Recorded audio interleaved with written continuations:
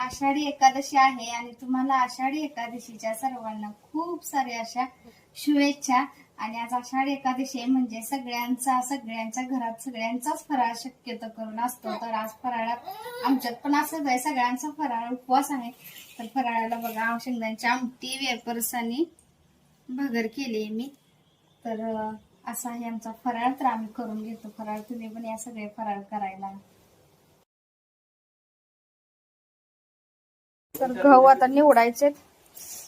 हा, आणि वारं किती सुटले ना, भयानक कसं वारं सुटले आज. आताच भाजी आणली, अजून ठेवलीच नाही भाजी, अजून पिशवीतच आहे, फ्रीज मध्ये काय भरून ठेवलं नाही. तोपर्यंत जरा बाहेर जायचं ठरलं, त्यामुळे आवरले आणि बाहेर चाललोय.